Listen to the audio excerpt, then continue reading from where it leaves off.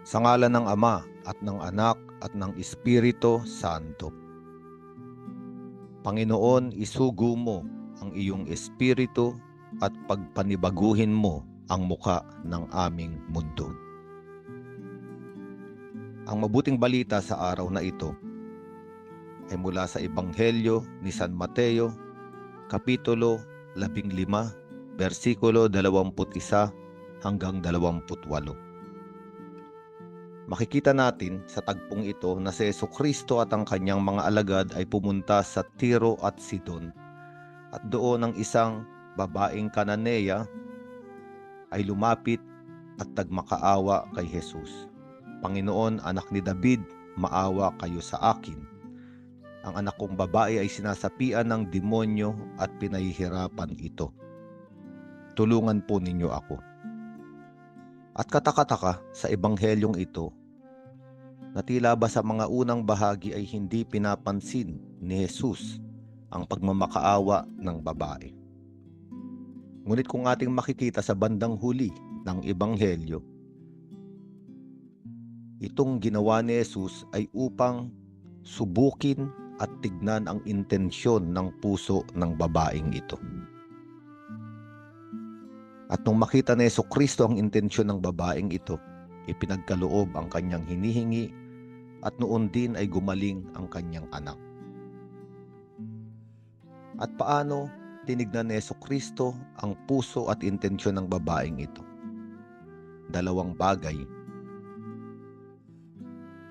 upang makalugdan ng Panginoong Jesucristo ang pagmamakaawa. Dalawang bagay ang kanyang tinignan. Ang kanya bang hinihingi ay para sa kanyang sarili o para sa iba? At ang hinihingi ng babaeng ito ay hindi para sa kanyang sarili.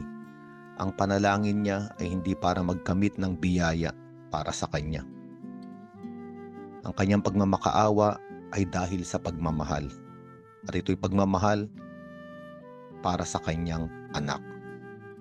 At pangalawang bagay, hindi tinangka ng babaeng ito na pilitin si Jesus na ibigay sa kanya ang isang malaking biyaya, na para bang siya ay karapat-dapat sa malaking biyaya na ito.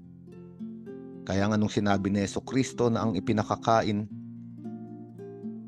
lamang na pagkain mula sa bangkete o piging ay ang mga anak at hindi ang mga aso.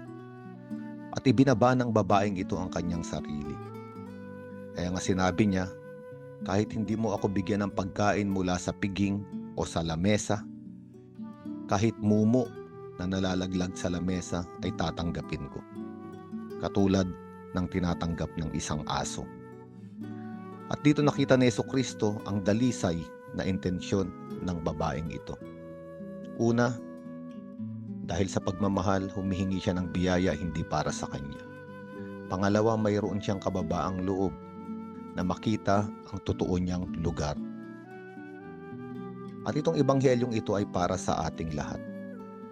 Ito ay nagpapatungkol sa kaugalian ng maraming tao sa ating panahon. Sa English, ang tawag dito ay entitlement.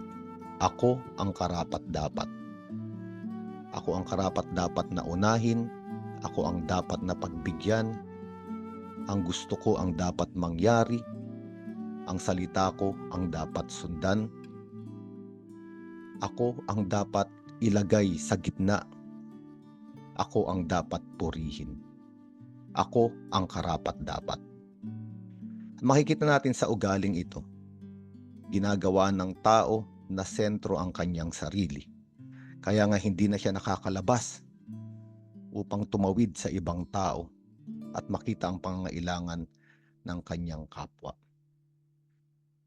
Ngunit ang babaeng ito ay isang larawan para sa ating lahat, sapagkat alam niya ang kanyang lugar. Alam niya siya ay isang Kananeya na itinuturing na makasalanan at marumi at hindi karapat-dapat.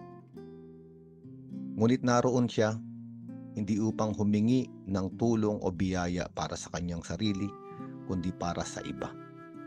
At ang ebanghelyong ito tayo ay tinatawagan na lumabas sa ating sarili at huwag mabuhay sa ating sariling mundo. sapagkat tinitignan ng Diyos ang intensyon ng ating mga panalangin. Ito ba ay dalisay? At paano mapapatunayan ng Diyos na dalisay ang ating panalangin? Kung ang ating panalangin ay hindi lamang para sa ating sarili. Higit sa lahat, tayo ay nananalangin sapagkat tayo ay nagmamahal sa iba. Ang pangalawang bagay ang tinitignan ng Diyos kung alam natin ang ating totoong lugar.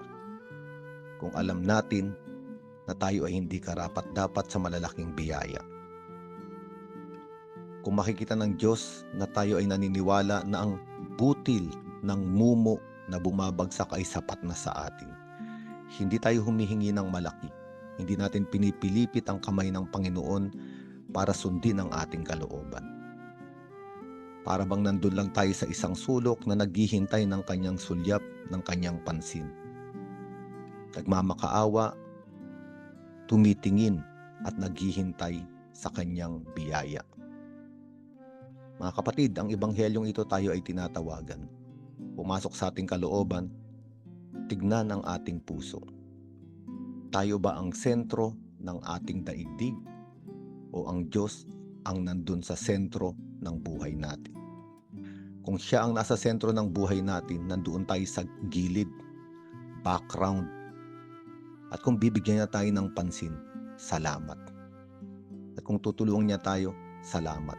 Sapagkat alam ng Panginoon ang ating pangangailangan. Alam niya kung kailan ibibigay at alam niya yung mga biyayang sa atin ay iaalay. Kaya mga kapatid, dalawang bagay. Alamin ang ating lugar at ikalawa, humingi ng biyaya hindi lamang para sa ating sarili, higit sa lahat sa mga minamahal nating kapwa at para sa iba. Sa ngalan ng Ama at ng Anak at ng Espiritu Santo.